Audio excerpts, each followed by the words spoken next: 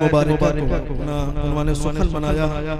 अल्लाह तबारक व तआला कुरान मजीद फुरकान हमीद में इरशाद फरमाता है, वमा रसलनाका इल्ला रहमतल लिल आलमीन, ऐ महबूब हमने आपको दोनों जहान के लिए रहमत बनाकर भेजा।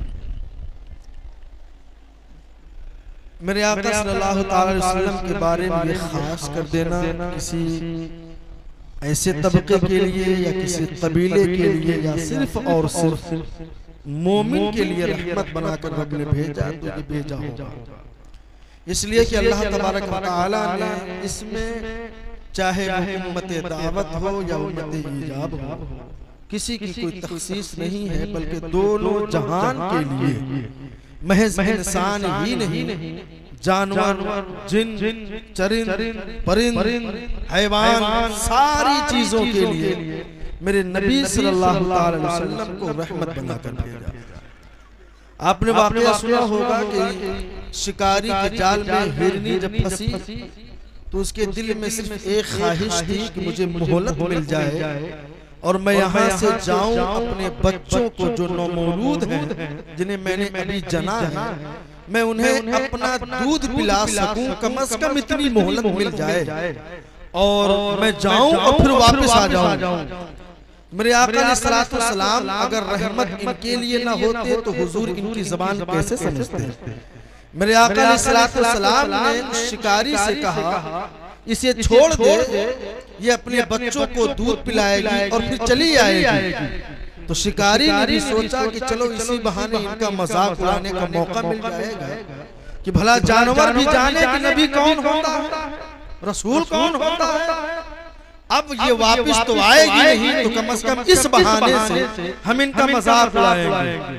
मेरी निगाह में आला हज़रत का वो शेर है कि वो घटाएं तुझे मंजूर बढ़ाना तेरा, मेरा रब अपने महबूब के तमाम तर औसाफ़े हमीदा को औजे सुरैया से भी ज्यादा आला कर दिया, उनके तमाम चीजों को, उनके खुल्क को अजीम कहा।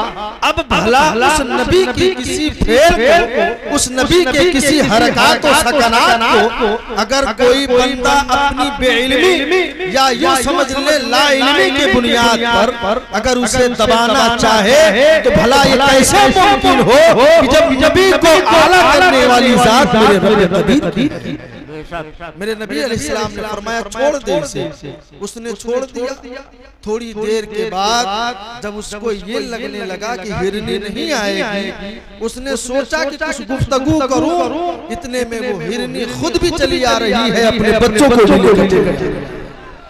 गोया वो बेज़बान जानवर भी ये कहना चाहता है, वो बतलाना चाहता है कि लोगों तुम्हारे पास ज़बान है, तुम्हारे पास गोया है, तुम्हारे पास बोलने की ताकत है, तुम्हारे पास ज़बान है, इसके बावजूद अगर तुम इस रसूल की रिसालत की, इस नबी की नबूवत की गवाही न दे पाओ तो तुम्हें इंसान होने की हैसियत नहीं। सुनो, तुम इंसान होकर रसूल की रिसालत की गवाही नहीं देते, हम जानवर होकर रसूल की रिसालत की गवाही दे रहे हैं। जब नबी ने ये जिम्मेदारी ली है कि मैं जाऊंगी और वापस आऊंगी, भला ये कैसे हो सकता है कि मैं अपने बच्चों की खातिर या अपनी जान की खातिर अपने महबूब से किया हुआ वादा कैसे तोड़ दो? अल्लाहु अकबर। तुझसे मालूम हुआ मेरे आका अलैहिस्सलातु वस्सलाम जानवरों के लिए भी रहमत है। आपने वाकया नहीं सुना, रोते हुए ऊँटनी से मेरे आका सलाम ने पूछा क्यों रो रही है? ऊँटनी ने कहा या रसूल अल्लाह, मेरा मालिक मुझसे बड़ा काम लेता है, मुझसे बड़ी खिदमत लेता है, मुझसे बड़ी मेहनत करवाता है, लेकिन पेट भर करके खाने को नहीं देता है, पेट भर करके खाने की चीज मैसर नहीं होती है, इसलिए मैं भूखी और प्यासी हो, चलने की ताकत नहीं रही हो। मेरे आका सलाम ने उस ऊँटनी के मालिक को बुलाकर दरिया, भला बता तो सही, ये ऊँटनी जो मुझसे कह रही है क्या ये बात सही है या रसूल अल्लाह? ऊँटनी ने क्या कहा है? आका ने कहा ये कहती है तू इससे काम ज्यादा लेता है, खुराक कम देता है। अर्ज करने लगा हाँ या रसूल अल्लाह। मेरे आका सलाम ने फरमाया तुम में से कोई भी शख्स उस वक्त तक ऊँट को न पाले जब तक के दिन भर में उसे 70 मरतबा चारा लगे दे। अरे जिस पैगंबर को जानवरों का भी ख्याल हो, उनके खाने पीने के बारे में, उनके रहने सहने के बारे में, भला वो पैगंबर हम गुनहगारों को कैसे भूल सकता है? तारीख ने लिखा है पैगंबर पैदा हो रहे हैं, हम उम्मतियों को याद कर रहे हैं, हिजरत कर रहे हैं, हम उम्मतियों को याद कर रहे हैं। खलवत में हम उम्मती को याद करें, खलवत में हम उम्मती को याद करें, सफर में हम उम्मती को याद करें, हजर में हम उम्मती को याद करें, खुशकोतर में, पहरों पर में, हर जगह पर आका हमें याद करे। भला उम्मती का ये फरीजा नहीं बनता कि कम अज कम जब माहे रबीउल नूर का चाँद अपने आफताब पर आ जाए उससे आंखें मिला और बोल हे आसमान पर चमकने वाले ओ तारे और चाँद सुन लो हम नबी के वो गुलाम हैं। खुदा की कसम जब तक तू चमकता रहेगा आका का गीत गाते रहेंगे, नबी के लगने गाते। नारे तकबीर, नारे सरकार की आमद, सरकार की आमद। आला हज़रत फरमाते हैं चमक तुझसे पाते हैं सब पाने वाले, मेरा दिल भी चमका दे चमकाने वाले। बरसता नहीं देख कर अपने बदों पर भी बरसा दे बरसाने वाले। तू जिंदा है वल्लाह, तू जिंदा है वल्लाह, मेरे चश्मे आलम से छुप जाने वाले। तेरा तेरे गुलामों से उलझे है मुनकर अजब खाने हुर्राने वाले।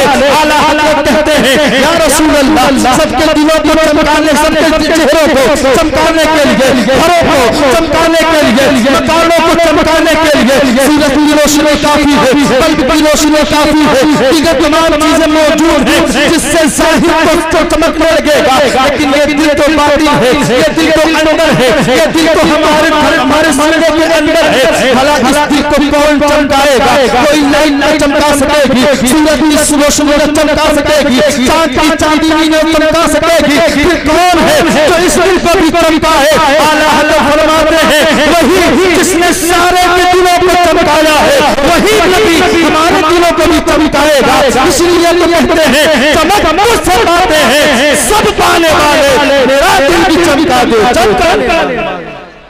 दिलों को चमकाना मेरे मुस्तफा का काम है, दिलों को रोशनी देना मेरे मुस्तफा का काम है। ये दिल मुस्तफा करीम का खाना है, यहाँ मेरे आका का जलवागाह है, यहाँ ये मेरे आका की जलवागाह है। लिहाजा ऐ मोमिनो जब तुमने ये मान लिया, जब तुमने ये ठान लिया इस दिल में अपने नबी के सिवा किसी और को ठहरने नहीं दिया जाएगा, इस दिल में आका इस्लाम के अलावा किसी को कबूल न किया जाएगा। ये दिल जलवागाह का है, ये दिल मेरे आका सलाम का है। तो तू सुन लो इस दिल में शराब पीने की लत न होनी चाहिए, जुआ जुआने की आदत होनी न चाहिए। इस दिल में किसी और की तरफ मैलान भी रगबत होनी नहीं चाहिए। राह चलते हुए किसी पर तमस्कुर न उड़ाओ, किसी पर गंदी निगाह न डालो। तुम्हारा तरीका ऐसा हो जाए जैसा मुस्तफा ने बयान किया है, जैसा कि अरब के लोग कहते थे। ए लोगों अपने बच्चों को तलकीन करते थे ए मेरे बेटे ऐसे चलो जैसे मोहम्मद चलते हैं, ऐसे खाओ जैसे मोहम्मद खाते हैं, ऐसे पियो जैसे मोहम्मद पीते हैं, ऐसे बोलो जैसे मोहम्मद बोलते हैं, ऐसे बातें करो जैसे मोहम्मद बातें करते हैं। मतलब हालत कुफ्र में, हालत शिर्क में भी नबी की अदा कितनी पसंद आ रही है। इन काफिरों को, उन मुश्रिकों को आका का चलना पसंद आया, आका का खाना पसंद आया, आका का बोलना पसंद आया। इसीलिए जब मेरे आका अलैहिस्सलाम ने जब खड़े होकर ऐलान किया था ए कुरैश के लोगों इधर आओ, करीब आओ, सारे कुरैश के लोग जमा हो गए। मेरे आका अलैहिस्सलाम ने पूछा ए लोगों मेरी उम्र 40 साल हो गई है, मेरी जवानी तुमने देखी है, मेरा बचपन तुमने देखा है, इस मक्के की गलियों में मुझे टहलते भी देखा है, इस मक्के की गलियों में मुझे दौड़ते भी देखा है, मेरी जवानी भी देखी है, मेरा बचपन भी देखा है। 40 साल जिंदगी भी तेरे सामने कोरे कोरान की तरह है। भला एक बात पूछो तो सही, क्या तुम जवाब दोगे? उन लोगों ने कहा जवाब दूंगा। आका फरमाते हैं ये बताओ मेरे बारे में तुम्हारा क्या ख्याल है? मैं कैसा आदमी भी हो, उन लोगों ने कहा तुम तो अमीन हो, तुम तो सिद्दीक, तुम तो सादिक हो, तुम तो अमीन हो, यानी तुम न झूठे हो, न अमानत का खयानत करने वाले हो, तुम अमीन भी हो और तुम सादिक भी हो। मेरे आका ने फरमाया अगर एक बात और कहो तो तुम मेरी बात मानोगे। उन लोगों ने कहा जिसने 40 साल की उम्र में कभी कोई झूठ नहीं बोला हो, कभी कोई धोखा न दिया हो, कभी कोई कीमत न की हो, कभी कोई बेईमानी न की हो, कभी किसी का दिल न तोड़ा हो, कभी किसी को उसने दिया हो, भला उसकी बात क्यों न मानूंगा। आका फरमाते हैं जब तुमने अमीन माना है, जब तुमने सादिक माना है, एक सच्ची और बात सुन लो। वो क्या है कहते हैं सुनो सुनो, मैं ऊपर हूँ पहाड़ी पर, तुम नीचे हो पहाड़ी से, पहाड़ की इस पार मैं जानता हूँ क्या हो रहा है, तुम नहीं जानते। अगर मैं ये कहूँ एक लश्कर है जो अपने साथ सामान के साथ तुम पर हमला आवर होने वाला है तो तुम मेरी बात मानोगे। सारे लोगों ने कहा हाँ हाँ हम तुम्हारी बात मानेंगे। क्यों मानोगे? कहा इसलिए जिसने 10 साल की उम्र से लेकर 40 साल की उम्र तक कभी कोई झूठ न बोला हो वो आप भी सच बोलेगा। आका फरमाते हैं तो सुन लो सच्ची बात। वो क्या है? मैं अल्लाह का नबी हूँ, मैं अल्लाह का आखिरी रसूल हूँ, उस पर ईमान लाओ। झूठे हैं ये उसका झूठा है, ये हुब्बी झूठा है, ये मनात झूठा है, काबे में रखे 360 ये सारे झूठे हैं। तो अल्लाह एक है, आओ उसके सामने झुक जाओ, यहाँ भी कामयाब होगी। सुभान अल्लाह। जब बंदा किसी के सामने कोई बात रखे उसके बाद उसके पास 2 ऑप्शन होते हैं, या माने या ठुकरा दे। मारने की किसी में जो है इख्तियार नहीं है कि आप मारपीट करेंगे। हमने आपसे कहा हमारे यहाँ मिलाद शरीफ है, आप आना है, अब आपकी मर्जी आए या ना आए, इसका ये मतलब कभी ना होगा कि आप आए भी ना और लाठी लेकर आ जाए लड़ने के लिए। फिर ये कहा जाएगा जिहालत है, यकीनन जिहालत थी। मेरे आका ने कहा एक अल्लाह की बारगाह में झुक जाओ, मुझे अल्लाह का आखिरी रसूल मानो, मेरा कलमा पढ़ो। इन तमाम बुतों को जो खाने काबा में तुमने रखे हैं सजाकर, जिनकी तुम इबादतें करते हो, ये सारे झूठे हैं। एक अल्लाह की बारगाह में आओ, सच्चे खुदा की पैरवी करो। फिर क्या हुआ? वो लोग गालियां देने लगे, हुजूर को बुरा भला कहने लगे, नबी को बुरा भला कहने लगे। फिर वहां से शुरू हुआ सिलसिला। आका अलैहिस्सलाम को 13 साल और नवाते आप काबतुल्लाह के करीब में रहे। कभी आपको सताया जा रहा है, कभी आप हालत नमाज में हैं, जब सजदे में जाते हैं ऊंट की ओझी आपकी गर्दन पर रखी जाती है, कभी आपके राह में कांटे बिछाए जाते हैं, कभी आपको गर्दन आलूद किया जाता है। मेरे आका जब गुजरते हैं इस्लाम का पैगाम तबलीग करते हैं और लोगों को मदऊ करते हैं दीन मदीना की तरफ, लेकिन मेरे आका अलैहिस्सलाम पर अब लोग रोना जुल्म करने लगे। वही मोहम्मद सल्लल्लाहु अलैहि वसल्लम जिन्हें अमीन कह रहे थे, जिन्हें ये सादिक कह रहे थे, अभी माज़अल्लाह झुठला दिया, अभी आका की ग़ीबत करने लगे, अभी आका की बुराई करने लगे। हे लोगों, आज भी ऐसे लोग पाए जाते हैं, उनकी भी तालीम होती है, वो भी अमाना पहनते हैं, वो भी जुब्बा लेते हैं, वो भी तुम्हारे घर आते हैं। आओ चलो तबलीग में, आओ चलो 10 दिन के लिए, आओ चलो 40 दिन के लिए। ऐसे मुल्लाओं से ईमान बचाए रखना। ये वही लोग हैं जो हकीकत में मुसलमान नजर आते हैं, लेकिन असलियत ये है कि न मुसलमान है और न ये काफिर है बल्कि ये मुर्तद। करूँ तेरे नाम पे जा फिदा, न बस एक जहां दो जहां फिदा। ये आए और आपको कहते हैं आओ दीन सीखने चलते हैं। भला ये क्या दीन सिखाएंगे जिन्हें अपना खुद, जिनको खुद दीन नहीं आया, जो हुजूर अलैहिस्सलाम के गैब के मुनकिर, जो हुजूर अलैहिस्सलाम के मुख्तार होने के मुनकिर, जो हुजूर अलैहिस्सलाम के शातियुल मशहूर होने के मुनकिर हो। ऐसे लोग बज़ाहिर दिखने में आपको हकीकी मुसलमान नजर आएंगे, पर हकीकत ये है कि न मोमिन है न काफिर है, बल्कि ये मुर्तद है। आला हज़रत फरमाते हैं काफिर इधर की है न उधर की है, अधर की है न इधर की है, न उधर की है, अधर की है। इसलिए आज की इस दौरे फतन में जहां हकीकत को पहचानने के लिए, हकीकत से मुलाकात कराने के लिए मसलके आला हज़रत का नाम ही हमारे लिए काफी है। हमें चाहिए हम एक साथ होकर मसलके आला हज़रत के ताबे बन जाएं, फरमाबरदार बन जाएं और मसलके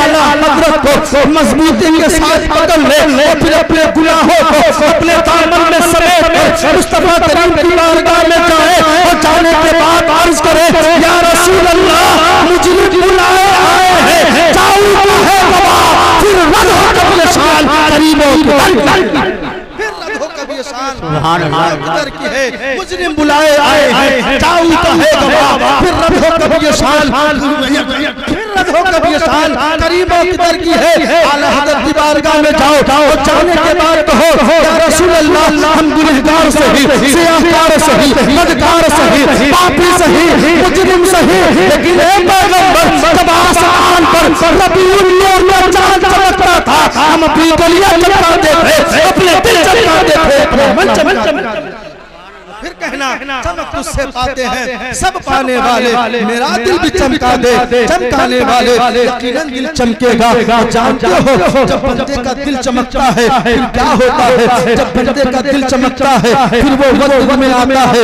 और कहता है सरवर कहूं के मालिक मौला कहूं तुझे आगे खलील का दुल्हे साहिबा कहूं तुझे लेकिन मसाल को सुकल इस पे कर दिया खालिक का बंदा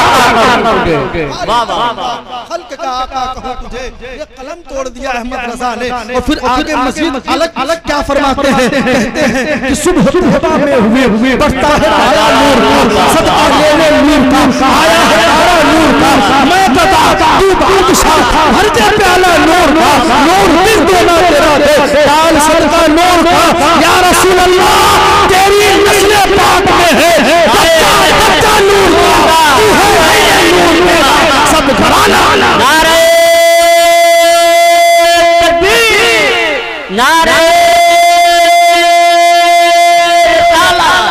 सरकार की आवाज़ मस्मत आला हज़रत पैगाम आला हज़रत तालीमात आला हज़रत नारे जानते हो जब दिल चमकेगा फिर हमारा इंतकाल होगा फिर शायर मशरिक़ अल्लामा इक़बाल की आलम रूहानियत में मुलाकात होगी फिर वो कहेंगे मैंने कहा था कि मोहम्मद से वफा तूने तो हम तेरे हैं ये जहां चीज है क्या लौहो तेरे हैं यानी मैंने पहले कहा था रब ये कह रहा है मेरे महबूब से वफा कर ले ये दोस्त बनाना चाहता है मेरे महबूब से दोस्ती कर ले मुझे दोस्त बनाना चाहता है मेरे महबूब की अदावत को अदा कर ले मुझे महबूब बनाना चाहता है महबूब जिससे रोके रुकेगा महबूब जिसको कहे कर ले उसे कर लिया जाए यानी आका जिसे कहते ना उसे ना समझो जिसे कहते हाँ उसे हाँ समझो फिर अल्लाह फरमाता है ये लौह भी तेरी है ये कलम भी तेरा है आजा अपने हाथ से अपनी बदल ये होता है लौह कलम तेरे हैं आ जाओ किस्मत बदलते जाओ अभी तक क्या था अभी तू गरीब था आ जा अभी इसका अमीर बन जा अभी तक तू क्या था जमाने की नजरों में तू क्या था अभी जमाने की नजरों में अभी फर्क नहीं पड़ता है तुझे लोग देखेंगे मुस्तफा का दीवाना कहेंगे तुझे लोग देखेंगे कभी कब्रिस्ताना कहेंगे यही लक़ब तो मरने के बाद भी काफी है उठने के बाद भी काफी होगी इसलिए मैं कहूंगा या रसूल अल्लाह जमाने मुझे पागल कहा आपके प्यार में जमाने में मजनू कहा आपके प्यार में आका अब मुझे पहचानिए जमाने में आपकी मोहब्बत में बदनाम हुआ अब यहाँ ना कीजिए आका कहेंगे तुझे देख कर कहेंगे ए फरिश्तों इसे छोड़ो आज इसका मामला मेरा मामला है इसे मैं चाहूं जन्नत भेजूं चाहूं तो कौन है जो हश्र के दिन मेरे आका इस्लाम के सामने पर मार सके मेरे आका इस्लाम की शान ही तो दिखलाना मकसूद है मगर ना हश्र की क्या जरूरत थी अल्लाह जानता है कौन जन्नती है कौन दोज़खी है क्या मिज़ाने अमल क्या दिल से कुछ नहीं ये सब कुछ तो महबूब की शान बताई जाएगी हमारे नामे में गुनाह ही गुनाह होंगे फिर भी जन्नती कैसे होंगे मुस्तफा के हक के आगे ओ मुनकिरों तुम कहते थे नबी कुछ नहीं कर सकते नबी को इख्तियार नहीं है आजा देख मेरा अमल नामा दे कोई नेकी नहीं है पूरा सहा है मैं तो समझ रहा था अब अज़ाब नार की तरफ मुझे फरिश्ते ले जाएंगे भला हो उस महबूब का जिसका कलमा पढ़कर मैं मुसलमान मशहूर हुआ सुन ले यकीनन मैं गुनहगार था यकीनन मैं पापी था लेकिन अपने महबूब का कभी बाकी न था इसलिए आज महशर में अल्लाह ने इज्जत दी है दफ्तर अमाल अमल से खाली है लेकिन जन्नत में आलिम अता कर दिया गया नारे तकबीर नारे जिंदाबाद जिंदाबाद ताज्जुब तो है फिरदौस से आला बनाए खुदा और बसाए मोहम्मद। जिंदाबाद जिंदाबाद, वाह वाह वाह वाह वाह,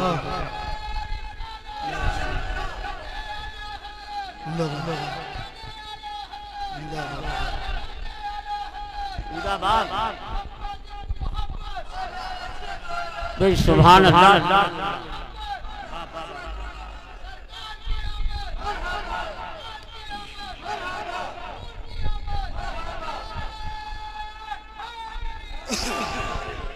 आपके शेर पर मुझे शहनशाह सुखन का शेर याद आया।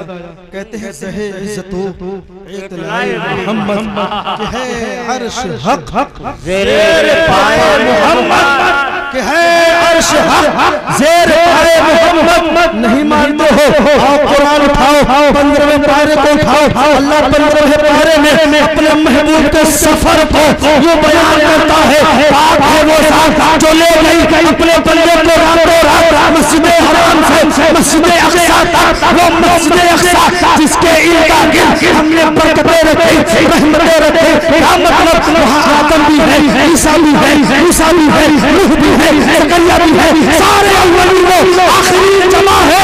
लेकिन मुसल्ले पर मेरा नबी खड़े हो गए, ये बता रहा है सबसे आला वो आला हमारा नबी, सबसे बाला वो बाला हमारा नबी। जैसे सबका खुदा एक है वैसे अल्लाह भी हमें माफ फरमा रहा है, हमारी खताओं को दरगुजर फरमा रहा है। इसकी मोहब्बत में, उस नबी की मोहब्बत में, जिसकी मोहब्बत के बारे में डॉक्टर अक़बाल ने कहा था मोहम्मद की मोहब्बत दीन हक की शर्त अव्वल है। इसी में तो सब कुछ नामुकम्मल है। तुम नमाज पढ़ो, चिल्ला चिल्ली करते रहो। अगर मुस्तफा नाराज तो फिर मेरा खुदा नाराज, खुदा नाराज तुम्हारे सजदे की उसे क्या जरूरत? तुम्हारे सजदों की पोटली बनाकर फेंक दी जाएगी, तुम्हारे मुंह पर मार दी जाएगी। इसलिए कोई भी इबादत करो पहले दिल में मुस्तफा की मोहब्बत बसाओ। जब तक मेरे दादा का कौल है, जब तक ये सीना मुस्तफा का मदीना न बन जाए तब तक अपनी इबादतों में लगे रहो। हे मेरे मालिक, हम इबादत कर रहे हैं, तेरी बारगाह में हमें अपने पेशानी को झुका रहे हैं। सजदे करना मेरा काम, अपने महबूब का इश्क सीने में डालना तेरा। मेरे रब अपने महबूब की मोहब्बत डाल। जब महबूब की मोहब्बत इस सुनो हदीस क्या कहती है, इन्नमल आमालु बिन्नियात, अमल का दारो मदार नीयत पर है। अगर नीयत अच्छी तो फिर तुम्हें सवाब, अगर नीयत अच्छी नहीं तो फिर तुम कुछ भी कर लो कोई फायदा नहीं है। इसलिए सबसे पहले अपने नीयत को साफ रखो। इस प्रोग्राम को रचाए हो, सजाए हो अपने महबूब की मिलाद सुनने की नीयत से, लेकिन सिर्फ सुनने की नीयत से नहीं, जो हमारी बस में हो अमल करने के, उस पर अमल करने की नीयत करो। अपने महबूब की उन तमाम एहसानों को याद करो। और ये मिलाद मनाना कोई आज के मौलवी का फतवा नहीं है। मेरे आका अलैहिस्सलाम के पैदा होने से 1000 साल पीछे चलो। एक बादशाह तिब्बा नाम का मक्का शरीफ दीवानी में चला आ रहा है। 1,30,000 घुड़सवार उसके साथ है, 1,13,000 प्यादे उसके साथ हैं, पैदल चलने वाले 40,000 उलमा का गिरोह उसके साथ है। जिस मुल्क में जाता, जिस शहर में जाता, वहाँ से 10 आलिमों को अपने साथ लेता।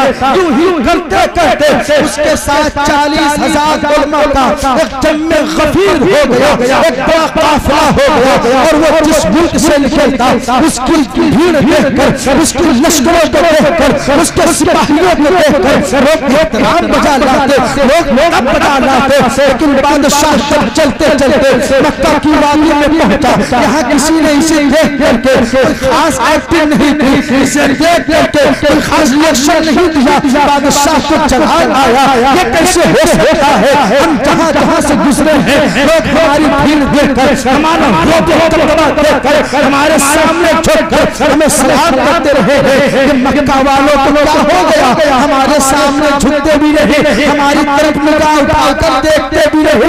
लोगों ने पूछा, लोगों से पूछा, उसमें से एक आलिम ने बताया ये मक्का है, मक्का, यहाँ पर एक पुरानी इमारत है, उसमें शैतानों की और बुतों की पूजा की जाती है। ये लोग उसकी पूजा करने वाले हैं, ये किसी के सामने झुकते नहीं है। इसने दिल में नियत कर ली, मैं उस खाने काबे को गिरा दूंगा और यहाँ के मर्दों से जंग करूंगा, यहाँ की औरतों को गुलाम बना लिया जाएगा। अभी उसने नियत ही की थी, उसके नाक से खून निकलने लगा, उसके कान से खून निकलने लगा। वो खाली खून नहीं था बल्कि बदबूदार खून था, जिसकी बदबू से लोग उसके करीब जाने से टकराने लगे, लोग भागने लगे। बादशाह आहिस्ता आहिस्ता बीमार पड़ने लगा। अब करीब बिस्तर मर्द में पहुंचने वाला था।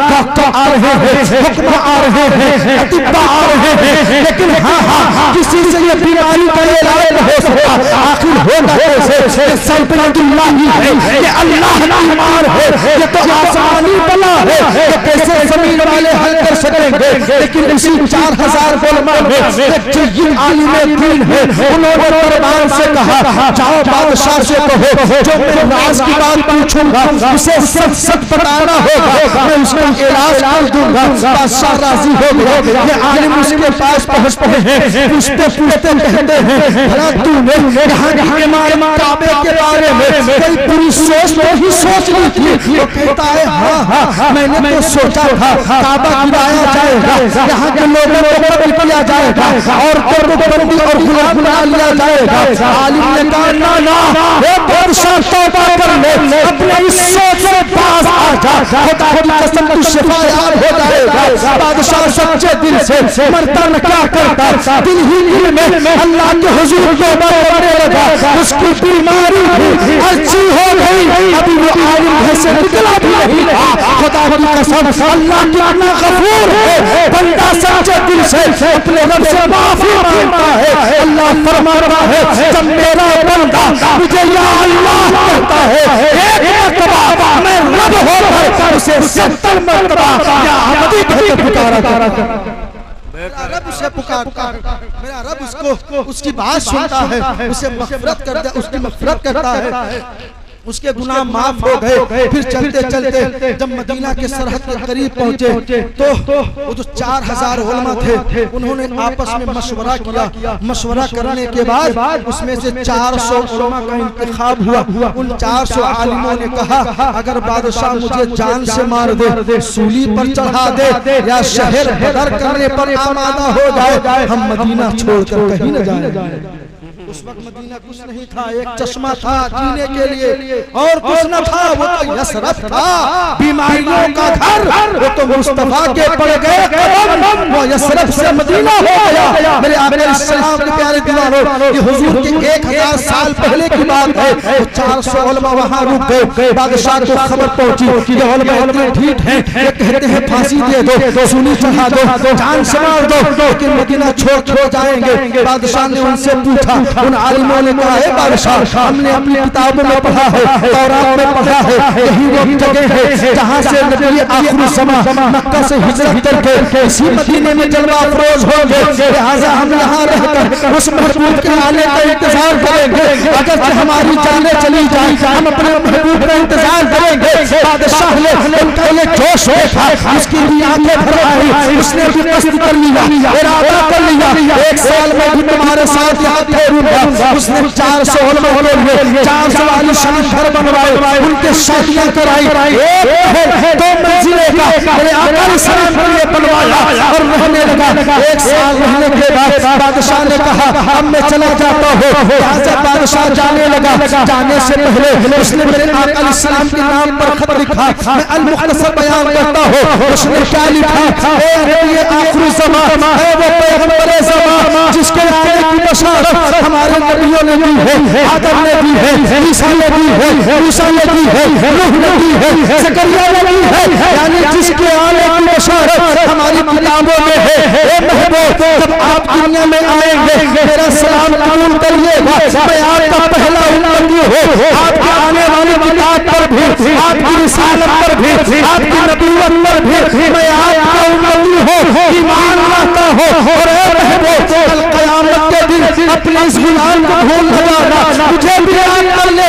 ये खत लिखने के बाद अपना सुनहरा मोहर मारता है। उसके बाद जो सबसे बरगुज़ीदा आलिम थे, जो सबसे बड़े आलिम थे, उनके सुपुर्द कर दिया। ये खत आप रखिए, अगर आप उस नबी का ज़माना पाए ये खत मेरा पहुंचा दीजिएगा। अगर आप न पहुंचे अपनी औलादों को या उन औलादों से या उनकी औलादों से हुक्म देते रहिएगा ताकि ये सिलसिला चलते चलते ये मेरे नबी तक मेरा खत पहुंच जाए। अल्लाह अकबर। 400 में वहां ठहर गए। ये सारा मदीना जो अंसार कहलाता है, इन 400 लोगों की औलादें हैं। मेरे आका अलैहिस्सलाम की दीवानों, जब आका करीम सल्लल्लाहु अलैहि वसल्लम 53 साल की उम्र में मक्का शरीफ से हिजरत करके मदीना तैयबा की तरफ बढ़ते हैं, जब यहाँ मदीने में आका की आमद की इत्तला होती है, यहाँ खुशियां मच जाती है, यहाँ रंगे होते हैं, यहाँ तो खिलखिलाहट होती है, चारों तरफ से की सदाएं गूंजने लगती है। मेरे आका अलैहिस्सलाम की आलिम की खुशी मिलती है। उसी आलिम पे जो बरगुज़ीदा आलिम थे, जिनकी दुआ से बादशाह का मर्ज़ ठीक हुआ, उन्हीं की नस्ल से जनाब सैयदना अबू अय्यूब अंसारी की जात है। जनाब अबू अय्यूब अंसारी के हाथ में वो खत आता है। आपने अबू लैला अंसारी को बुलाया, उनके हवाले कर दिया। अब्दुल्लाह इब्न औफ के कहने पर जब अबू लैला के हाथ में वो खत पहुंचा, कहा ऐ अबू लैला इस खत को हिफाजत से ले और मुस्तफा करीम की बारगाह तक पहुंचा दे। अबू लैला खत लेकर आका इस्लाम के रास्ते में आते हैं। नबी पाक सल्लल्लाहु अलैहि वसल्लम आप बनी सुलैम बनी कुरैज़ा में किसी जगह पर जलवा अफरोज है। मेरे आका इस्लाम के पास जब अबू लैला पहुंचते हैं, देखते हैं कौन है इसमें, पहचानते तो न थे, पहली मुलाकात थी, आप ढूंढ रहे हैं मेरे आका इस्लाम को। मेरे आका ने अबू लैला को पहचान लिया। जो कहते हैं नबी को गैब का इल्म नहीं है, नबी को खुली चुनी चीजों का इल्म नहीं है, ओ मौजूदों क्या तुम देखते नहीं हो आका कैसे पहचान रहे हैं? कहते हैं अबू लैला आ जाओ, क्या वो खत ने दिया था तेरे पास है ना? वो मेरे हवाले। बाबा नबी का इल्म नहीं। अबू लैला कहते हैं मैं तो चकरा गया, मैं कंफ्यूज हो गया, ये कौन आदमी है जो मेरा नाम भी जानते हैं, मेरे आने की सबब भी जानते हैं, वजह भी जानते हैं कि मैं क्या लेकर आया हूँ। लिहाजा उन्होंने अपना खत निकाला और निकाल कर हुजूर की बारगाह में पेश किया। आका ने अबू बकर को दिया, अबू बकर ने पढ़कर सुनाया। मेरे आका अलैहिस्सलाम ने उन्हें 3 मरतबा अपना भाई कहकर पुकारा। सुभान अल्लाह। जब अबू लैला वहां से चलकर वापस कबीले पहुंचते हैं और पूरी दास्तान बतलाते हैं, सारे कबीले वालों ने अबू लैला को इनाम और इकरामात से नवाजा। क्या पता चला हुजूर की आमद से पहले 1000 साल पहले भी हुजूर की मिलाद हो रहा है, हुजूर की मिलाद हो रही है, नबी की तारीफ बयान की जा रही है। लिहाजा नबी की तारीफ बयान करना, नबी की मिलाद बयान करना कोई आजकल की बात नहीं है, बल्कि ये 2500 साल पीछे की बात है। लिहाजा ये कहो हुजूर की तारीफ बयान करना खुद मेरे रब की सुन्नत है, अल्लाह की सुन्नत। इसलिए रब ने अपने महबूब की तारीफ 1-2 आयत नहीं, 1-2 पारे नहीं, मुकम्मल 30 पारे पूरे कुरान नाज़िल फरमाए हैं। ये नाते रसूल नहीं तो और क्या है। लिहाजा लोगों हुजूर की आमद का मतलब ये हरगिज़ नहीं है कि बेरागरी इख्तियार की जाए। यहाँ पर बड़ी शानदार और बड़ी जबरदस्त जो है आप हज़रात जुलूस मोहम्मदी निकालते हैं सल्लल्लाहु अलैहि वसल्लम। उसके बाद आखिर में जामा मस्जिद में इर्द गिर्द खड़े होकर अपने इमाम से जो है चंद लम्हे उनसे समाअत करते हैं हुजूर की पैदाइश के मामलात। लेकिन साथ ही साथ में आवाजें आती हैं वीडियोस में कि आपको बार बार ताकीद की जाती है, ताकीद की जाती है डीजे ना ले आइए, ये ना कीजिए, वो ना कीजिए। जो चीजें खुराफात हो, ढोल हो गए ये खुराफात है, गोले पड़ाके या दीगर ये सारी खुराफातें, इनसे तो वैसे भी मुसलमानों को बचने को कहा गया। और फिर मिलाद नबी के मौके पर ऐसी खुराफात हम करें ये कैसे हो सकता है? इसलिए अपने नबी से प्यार करो, ऐसा प्यार करो कि जमाना मिसाल देने से भी कासिर रह जाए। हुजूर न आते बहार न आती, हुजूर न आते करार न आता, हुजूर न आते चैन न आता, हुजूर न आते इज्जत न मिलती, हुजूर न आते सर्वत न मिलता, हुजूर न आते हशमत न मिलती, हुजूर न आते दौलत न मिलती, हुजूर न आते इज्जत न मिलती, हुजूर न आते दीन मिलता, न दुनिया मिलती, न कुरान मिलता, न रहमान। ये हुजूर का सदका है कि अल्लाह को हुजूर ने पहचानवा दिया।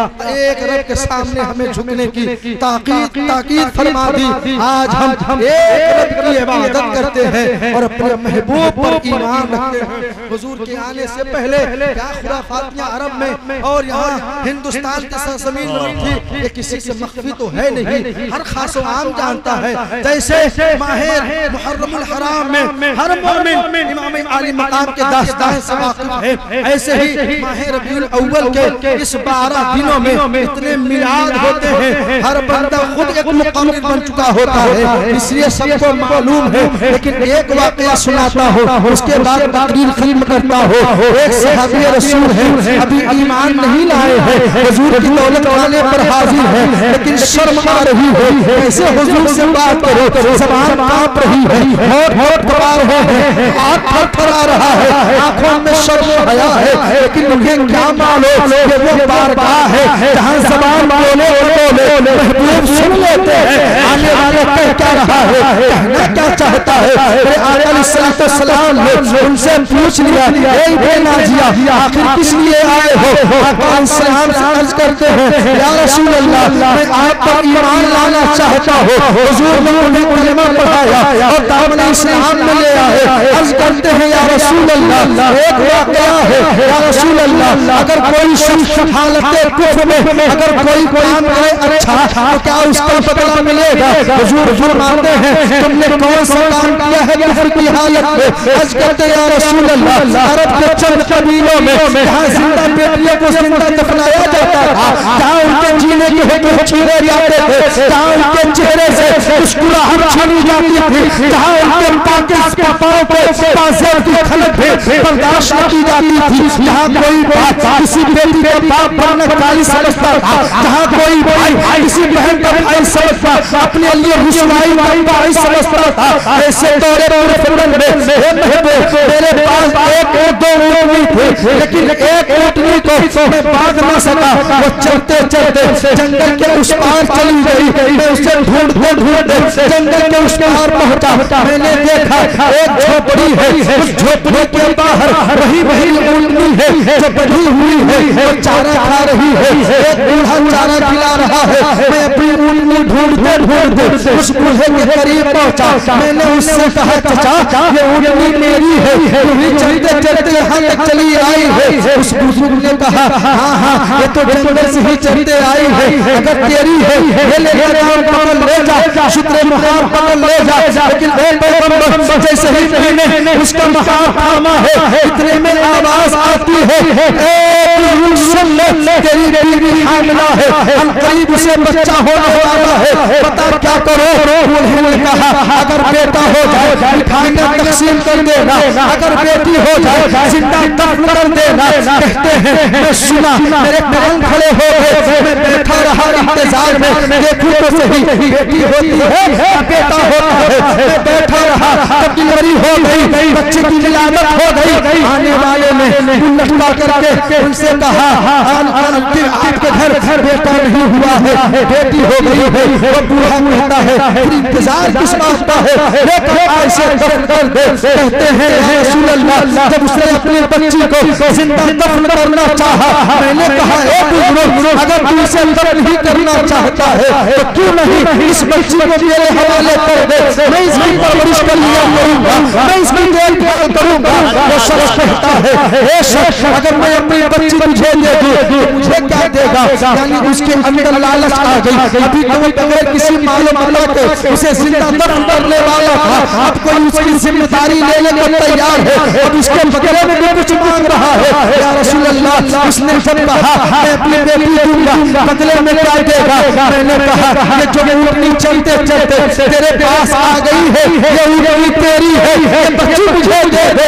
उसने कहा नहीं नहीं, हमें 2 ऊँटनी और चाहिए। या रसूल अल्लाह, उस एक बच्चे की जिंदगी बचाने के लिए मैंने 3 ऊँटनियां उस बूढ़े के हवाले कर दी, उस बच्चे की जान बचाई है। एक पैगंबर, ऐसे ही मैंने 360 बच्चियों की जिंदगी एक के बदले में 3 ऊँटनी देकर बताई है। आज मेरे आंगन में 360 बच्चियां खेल रही हैं, आबाद। सुभान अल्लाह। पैगंबर, क्या मेरी बख्शिश होगी? मेरे आका ने उनका पेशानी चूमा और पेशानी चूमने के बाद कहते हैं तुमने तो मेरा कलेजा ठंडा कर दिया, ये कोई मामूली बात है? तुमने बहुत बड़ा काम किया है। उस दौर में जहाँ बेटियों को मनहूस समझा जा रहा हो, कोई उन्हें अपने सीने से भी लगा रहा है, ये तो जिहाद है, लिहाजा तुम्हें सवाब मिलेगा, तुम्हें जन्नत में मकाम मिलेगा।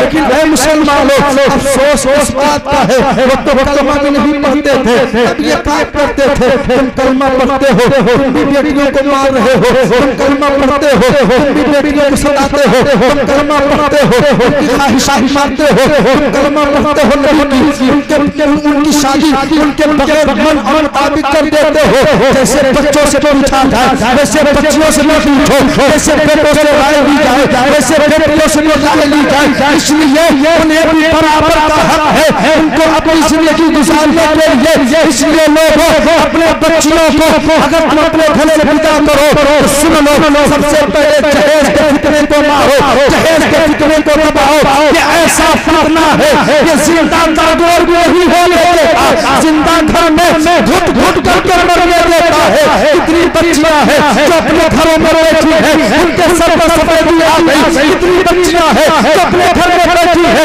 चेहरे पर झुर्री आ गई। बाप पूछो कि बेटी जवान हो गई, पूरी होने वाली है, बाल सफेद हो रहे हैं, हाथ में झुर्री पड़ गई है, ये बेटी को विदा नहीं करता। बाप कहता है अब हिम्मत नहीं रही, हम गरीब हैं, कैसे बेटी की शादी करे? तो ये मानते हैं, अब तो वो मानते हैं, कहाँ से लाओ? ये लोगों कल क़यामत के दिन उसी नबी का सामना करना होगा जिस नबी ने कहा था ये लोगों बेटियां घर की रहमत है, बेटियां घर की बरकत है, बेटियां घर की रौनक है, बेटियां घर की इज्जत है। लिहाजा ये लोगों फातिमा मेरे जिगर का टुकड़ा है, और जिसने अपनी बच्ची की अच्छी परवरिश की, अच्छी शादी की, कल क़यामत के दिन जन्नत में मेरे साथ ऐसे रहेगा जैसे एक उंगली आपस में मिली हुई। सुभान अल्लाह। भूख को चेहरा दिखाना है, कैसे दिखाओगे?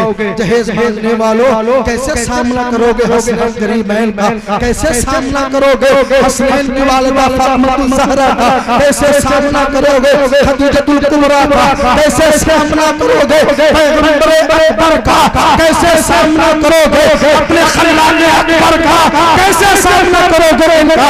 यकीनन नहीं कर पाओगे। इसलिए आज ही चलो अपने हुजूर की बारगाह में इल्तिमास करो, मैं मुजरिम हूँ, मुझे साथ ले लो कि रास्ते में है चमक तो से पाते हैं सब पाने वाले, मेरा दिल भी चमका दे चमकाने वाले। जो भी बयान किया कोई कस्त नहीं सहवन, मुझसे गलती मैं इन जो मुक़द्दस जमात है इन्हें जो है गवाह बनाकर तौबा करता हूँ। अस्तग़फिरुल्लाह रब्बी मिन कुल्लि ज़ंबिन व अतूबु इलैह।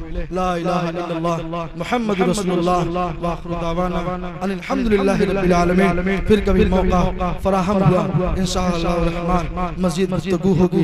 दुआ करिए अल्लाह तबारक व तआला हम सब के इल्म में बेपनाह बरकतें अता फरमाए, मसलके आला हज़रत का बोल बाला फरमाए, और हमारे दिलों से भी, हमारे घरों से भी, हमारे मसाजिदों से भी, हमारी मदारिसों से भी, इन कालों से, इन पीलों से, इन नीले हरों से अल्लाह ताला महफूज मामून फरमाए, और सच्चा पक्का सुन्नी सही अकीदा बनकर जिंदगी गुजारने की और मसलके आला हज़रत पर खात्मा बिल खैर अता फरमाए।